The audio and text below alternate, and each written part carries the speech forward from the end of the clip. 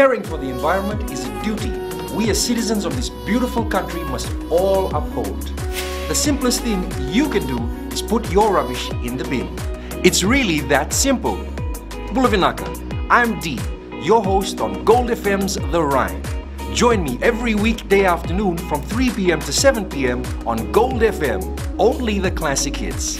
And remember, if we save the earth, we save ourselves.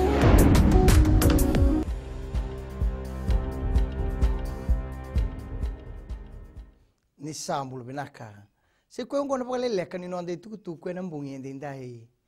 Na toru pagati ko na matambo sa ni Fiji Higher Education Commission endo na pagandindi ke membaleti retunga na nonra laurai na ngoni buli ke sara era sa toru bola mai na buli torodake tunan direkta ba tao ni matambo sa Dr. Nikat Samim ni sesiangan indu na ilabe tiko membaleta na nonra reidi na ngoni buli ba kaungo.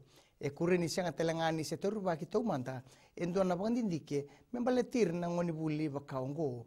Enangay toru kita litunga en dua na pagandindi ke membaletir na tamata takataka en na buguni ken na pakatakilai na be raw ni takataka ke na beka e bulidi tukuna na matambose ni Real Estate Agents Licensing Board ni beka e so e balenga bakalibu na ken na bulitaki na be yau en na nonda banua sei ko en na non rasa siang ni rawata e so na leun banua na saulebu ni vale e bulitakitiko en na ngongo tuna chairman ni Real B Dr. Abdul Hassan ni ira lailai na ken risau sa siang ni buli rawa na non ravale me baka ni siang ni bando ni mai na non ribola kerkere mer tauri labo indina we na bange en ken na bul na non ravale tuna Hassan ni go endot na lenga lauri sarti ko lebu na ngaunongo kureni tosu ni leuni bonua mai na taunda kuni be korba biti kena be korle lebu endo telanga na buni kena bolengai na market ni be boliongo e wano no matua sartiko na ngaunungo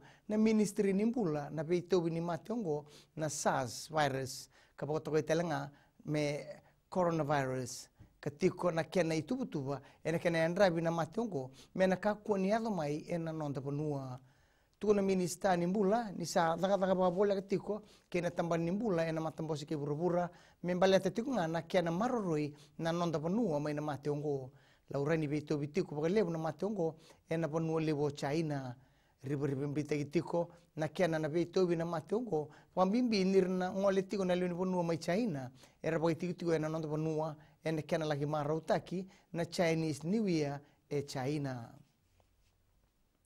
kinang gito nanruka na ruana sot sauti ena pabun sar pagalebu na nonatuna sa sanga ba kau na dorbo ni nonda mata timilo abitu ena buguni kena tango magitale na yul ni dobi ni Hamilton Sevens ena muni madongo tuno Gareth Beiba na dauni be tabulidi ni dondo no merato na raida na dorbo na be kaingan rebi me pagaduri viti na sotetiko eni mateni ngito pagatombu ke na timini Samoa ni boe tini katolu miniti mendua na kaloko ena singalebu ni singa pagarawai yongo. Mai dabe kiri na Vakaleleka ni noande tukutuku na kene kuri erano na sama station na Radio Fiji 1 Kinambula FM ni pagatingu binaka.